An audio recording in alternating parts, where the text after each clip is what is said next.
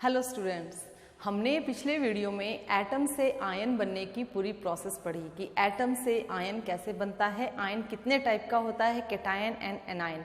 Ions मिलकर ionic compound बनाते हैं। उसी टॉपिक की कंटिन्यूटी में आज हम अपना नेक्स्ट टॉपिक पढ़ेंगे, that is called valency. Valency क्या होती है? ठीक है बेटा, वैसे तो हम ये पहले भी डिस्कस कर चुके हैं और आप लोगों को ये पहले समझ में भी आ गया था कि वैलेंसी क्या है, फिर भी देखते हैं।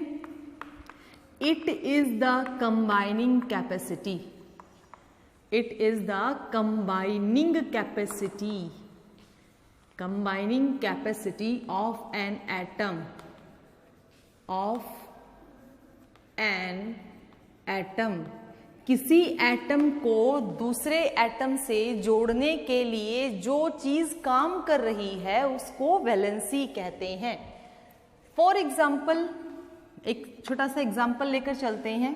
सपोज मैंने एग्जाम्पल लिया मैग्नीशियम। बेटा ये मैं आपको बता चुकी हूं कि किसी का सिंबल ऐसे लिखा जाता है तो उसके पैर के पास एटॉमिक नंबर होता है और उसके सिर के पास एटॉमिक मास, जिसको मास नंबर कहते हैं। फिर भी एक बार रिमेंबर करते हैं, this is mass number and this one is atomic number. ये फिर से एक बार याद करते हैं, हमें ये याद करना जरूरी है। एटॉमिक नंबर जिसको Z से रिप्रेजेंट करते हैं इक्वल्स टू होता है number of electron equals to number of proton, right. Mass number जिसको A कहते हैं इक्वल्स टू होता है number of proton plus number of neutrons. ये आपको ध्यान है, पिछले वीडियो में हमने ये किया था, ठीक है। अच्छा, इसके बाद हमने किया था बेटा इलेक्ट्रॉनिक डिस्ट्रीब्यूशन। इलेक्ट्रॉनिक डिस्ट्रीब्यूशन मैंने आपको शेल्स के बारे में बताया था कि शेल होती हैं, K शेल होती है, L शेल होती है, M शेल होती है, ऐसे कुछ शेल होती हैं जहां पर इलेक्ट्रॉन के पाए जाने की प्रोबेबिलिटी मैक्सिमम होती है। Suppose this is the nucleus, this is the first shell, this is the second shell and this one is the third shell for magnesium. Magnesium के अंदर 12 इलेक्ट्रॉन को डिस्ट्रीब्यूट करना है, 2 8 2। मैंने आपको ये भी बताया था कि किसी शेल में ऑक्टेट यानी कि 8 इलेक्ट्रॉन ही मैक्सिमम होंगे, नेक्स्ट बाकी इलेक्ट्रॉन नेक्स्ट शेल में चले जाएंगे। और उस एटम को स्टेबल होने के लिए उस सेल को क्या करना पड़ेगा? कंप्लीट 2 इलेक्ट्रॉन, 1 2 3 4 5 6 7 8, 1 और 2। अभी ये एटम स्टेबल नहीं है, it is an isolated gaseous state जो है एटम है, इसको आयन में कन्वर्ट होने के लिए अपना ऑक्टेट कंप्लीट करना है, राइट। अपना ऑक्टेट कंप्लीट करने के लिए ये क्या करेगा? ये या तो इन 2 इलेक्ट्रॉन का लॉस करेगा या फिर ये कहीं से 6 और इलेक्ट्रॉन गेन करे। अब आप सोचिए कि 2 इलेक्ट्रॉन का लॉस करना आसान है या 6 इलेक्ट्रॉन्स का गेन करना। 6 इलेक्ट्रॉन लेकर आना बहुत मुश्किल है। जैसे आप किसी से पैसे या फिर पेंसिल वगैरह मांगते हो तो बेटा 2 चीजें मतलब जो नंबर में कम है वो लेना देना बहुत आसान होता है। अगर नंबर बढ़ता जाता है तो वो चीज लेने और देने में दोनों में ही समस्या होती है। हम बात कर रहे थे वैलेंसी की। देखिए यहाँ पर सबसे ज्यादा जो कैटायन बनाने में काम करेगा उसी को हम वैलेंसी कहते हैं। ये हमारी वैलेंस शेल होती है, इसको बोलते हैं वैलेंस शेल, यानी कि जो लास्ट शेल है that is called valence shell. Valence shell में अगर इलेक्ट्रॉन 4 से नीचे हैं, अगर इलेक्ट्रॉन अप टू 4 हैं तो बेटा वो ऐसे के ऐसे ही हमारे क्या कहलाएंगे? वैलेंसी। वो हमारी क्या है? वैलेंसी। लेकिन अगर मोर देन 4 है, मोर देन 4 है तो हम क्या करते हैं? टू गेट वैलेंसी हम उसको 8 में से माइनस करते हैं, हम उसको 8 में से माइनस करते हैं। कोई भी नंबर है अगर 4 से ज्यादा है तो हम उसको ऑक्टेट में से माइनस करके वैलेंसी निकालते हैं।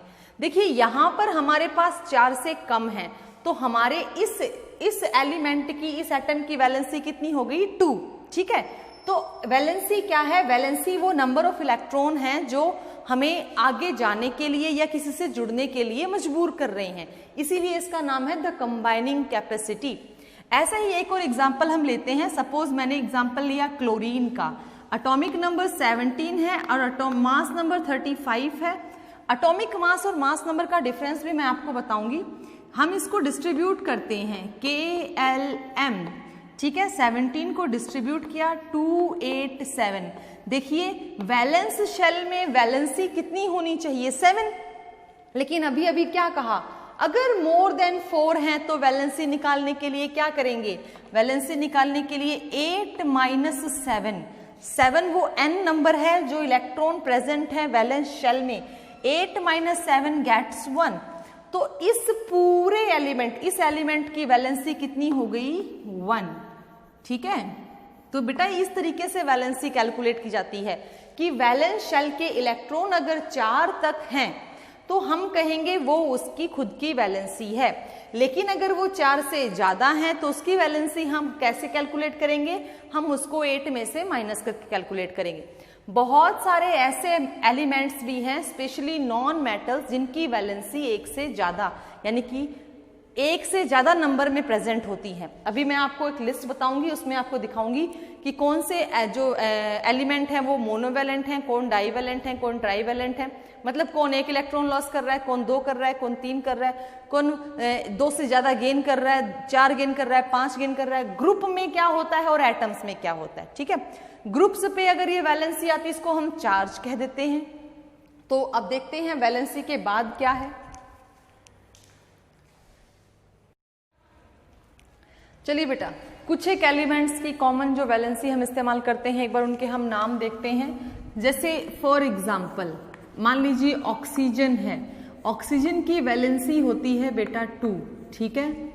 नाइट्रोजन है, नाइट्रोजन की वैलेंसी होती है बेटा 3, लेकिन 3 के साथ इसकी वैलेंसी 5 भी हो सकती है क्योंकि either it wants to lose 5 electron और it wants to gain 3 electron.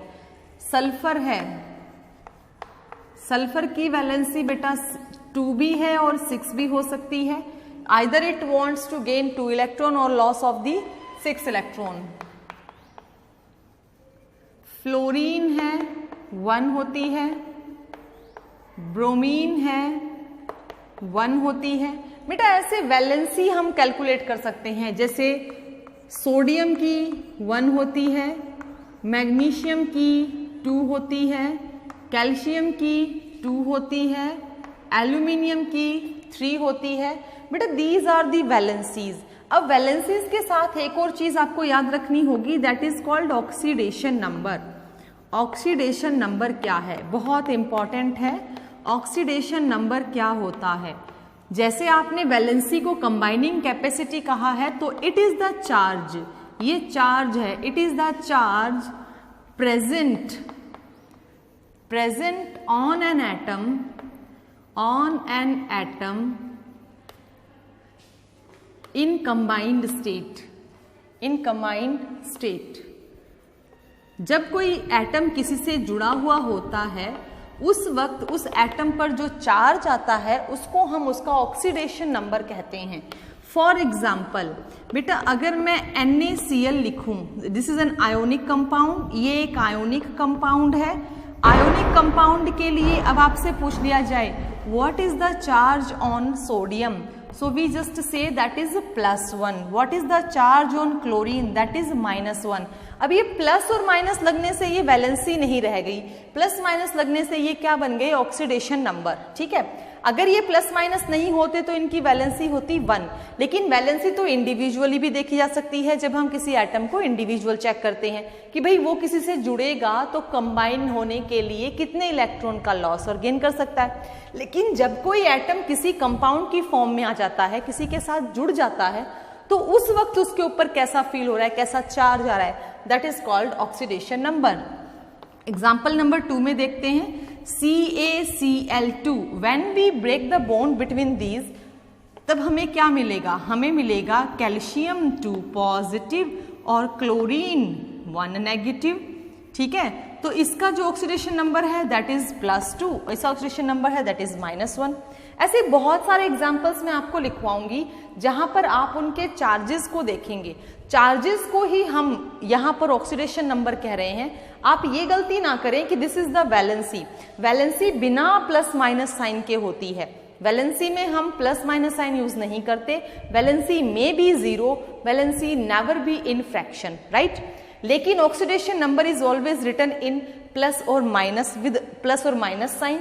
It may be 0 और it may be also in fraction. लेकिन फ्रैक्शन में ये सिर्फ उन्हीं के होंगे जिनकी कोई एवरेज वैल्यू निकलती होगी, अदरवाइज ऑक्सीडेशन नंबर भी जो है फ्रैक्शंस में नहीं आते. अब कुछ एक एग्जांपल्स लिखेंगे जिनसे हम ये देख पाएंगे कि भाई वो उनको मेटल में बोल रहे हैं, कैटायन में बोल रहे हैं, एनायन में बोल रहे हैं, तो उनके ऊपर चार्ज कितना आ रहा है. कुछ एक एग्जांपल्स हैं जो कॉमनली आपको याद करने हैं. याद करने के लिए ध्यान रखिएगा क्योंकि आगे हम बनाएंगे कंपाउंड्स. कंपाउंड बनाने के लिए हमें ये चार्जेस याद होने चाहिए, आइदर ऑन द ग्रुप और ऑन द एटम, या तो एटम पर होंगे या फिर ग्रुप पे. हमें ये चार्जेस याद रखने हैं. चलिए बेटा, कुछ एक कैटायन और एनायन उनकी वैलेंसीज के साथ हैं, हमें याद कैसे करने हैं ध्यान रखिएगा. जो कैटायन वर्ड है उसके लिए जो हम प्रीफिक्स यूज करेंगे वो होगा ईएम, यानी कि नाम के साथ मोस्ट प्रोबेबली पॉजिटिवली चार्ज जब खत्म होता है तो ईएम वर्ड आना चाहिए. मोस्ट प्रोबेबली, मैंने हर किसी को नहीं कहा है, मोस्टली. और नेगेटिवली चार्ज जब खत्म होता है तो या तो आइड आएगा या फिर ओएट आएगा. These are the prefixes. ये प्रीफिक्स हैं नाम के पीछे जुड़ने वाले, सॉरी सफिक्सेस, सफिक्स, सॉरी हम इनको सफिक्स बोलेंगे जो नाम के क्या होंगे, पीछे जुड़ेंगे. अगर नेगेटिवली चार्ज्ड कोई है तो या तो ऑइड से खत्म होंगे या ऑइट से खत्म होंगे. नाम स्टार्टिंग में कुछ भी रहे लेकिन उनके बाद में ये जुड़ने चाहिए. अगर जुड़ते हैं तो हमारे दिमाग में स्ट्राइक होना चाहिए कि ये नेगेटिवली चार्ज्ड होगा. ईएम से अगर कुछ खत्म होता है तो हमारे दिमाग में स्ट्राइक होना चाहिए कि ये पॉजिटिवली चार्ज्ड होगा. कोई बात नहीं, धीरे धीरे समझ जाएंगे हम. जब हम इनकी प्रैक्टिस करेंगे, बार बार हमारे सामने आएंगे, हम इनसे फॉर्मूले बनाएंगे तो हम बहुत अच्छे से समझ जाएंगे. सबसे पहली बात, एटॉमिक नंबर याद होने चाहिए, उनकी वैलेंसी याद होनी चाहिए. आज मैं आपको होमवर्क के लिए भी दूंगी कुछ, ताकि आप उनकी वैलेंसी और एटॉमिक नंबर लिख कर रखें. राइट. सबसे पहले बात करते हैं मोनोवैलेंट. मोनोवैलेंट का मतलब जिसकी वैलेंसी 1 हो, डाईवैलेंट का मतलब जिसकी 2 हो, ट्राईवैलेंट जिसकी 3 हो. वैलेंसी की बात हो रही है, चार्ज भी हो सकता है, ऑक्सीडेशन स्टेट भी हो सकती है. बेटा नाम है कुछ, hydronium, sodium, lithium, potassium, rubidium, caesium, ये क्यूप्रियम होता है और ये ऑस्ट्रियम होता है, ये आर्जेंटीनियम होता है, अमोनियम और फेरस. ठीक है. Beryllium, magnesium, calcium, strontium, barium, ये आयरन ही है, आप इसको आयरन ही बोलेंगे. ये कोबाल्ट है, ये कॉपर है, ये जिंक है, ये आयरन है. राइट. सॉरी, आयरन 2 बार लिखा गया, कोई बात नहीं. ये एल्यूमिनियम है, ये क्रोमियम है, ये भी फेरिक है, ये आपका गोल्ड है. ठीक है. आयूरियम, आयूरेट बोलते हैं इसको, आयूरेट. तो ये है बेटा पॉजिटिवली चार्ज. आपको up to atomic number 30 atomic number तक तो एटलीस्ट आपको याद होने चाहिए, ध्यान रहने चाहिए कौन से एटम पर कैसा चार्ज आएगा और किसकी क्या वैलेंसी होगी. Now come to some negative. ये मोनोवैलेंट का मतलब 1, डाई का मतलब 2 और ट्राई का मतलब 3. इनके ऊपर चार्ज या जो वैलेंसी है वो 1, 2, 3 होगी, या चार्ज 1, 2 और 3 आ रहा होगा. Cyanide, hydride, chloride, hydroxide, iodide, bromide, fluoride, nitrite, nitrate, bicarbonate.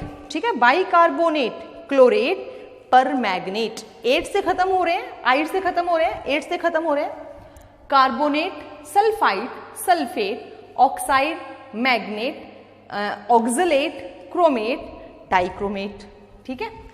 Phosphide, borate, arsenate, nitride, phosphide.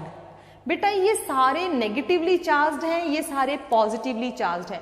इनको आप एक बार प्रैक्टिस से याद करेंगे तो हम इनकी हेल्प से फॉर्मूले बना सकते हैं, जैसे NaCl, CaCO3, कैल्शियम कार्बोनेट. ऐसे जो फॉर्मूले होते हैं वो इन्हीं की हेल्प से बनते हैं और उसके लिए हमें ये याद भी होने चाहिए. इसके साथ साथ आज आपको होमवर्क में अपनी फेयर नोटबुक में क्या करना है, फेयर नोटबुक में आपको करना है अप टू 30 एटॉमिक नंबर तक एलिमेंट्स और उनकी वैलेंसीज को लिखना है. अप टू 30 एटॉमिक नंबर लिखकर उन एलिमेंट्स के सिंबल लिखने हैं और उनकी वैलेंसीज को लिखना है. जैसे नंबर 1 पर हाइड्रोजन है, हाइड्रोजन की वैलेंसी 1 है. नंबर 2 पे हीलियम है, वैलेंसी कितनी है 0. आपको क्या बताया था, वैलेंसी कितनी है 0. डबलेट या ऑक्टेट पूरा होते उनको नीड नहीं होती, so they have no combining capacity. That's why noble gases have 0 valency, उनकी वैलेंसी 0 होती है. ठीक है. नोबल गैसेज के लिए आप क्या लिखेंगे, 8 - 8 2 - 2 0 हो गई. ठीक है। फिर आता है एटॉमिक नंबर 3 लिथियम, वैलेंसी कितनी है 1, क्योंकि पहला डबलेट पूरा है, दूसरी शेल में 1 है तो उसकी वैलेंसी 1। फिर बेरिलियम, वैलेंसी कितनी 2। इस तरीके से आप उनकी वैलेंसी, उनके एटॉमिक नंबर और इलेक्ट्रॉनिक डिस्ट्रीब्यूशन लिखेंगे ताकि आपको यहां तक के नाम याद हो जाए। एटॉमिक नंबर 1 to 30 यानी कि जिंक तक आपको याद होने ही चाहिए। आप कैसे भी करके उनके एटॉमिक नंबर्स और उनके नाम याद करेंगे सिंबल के साथ, राइट। आगे करते हैं।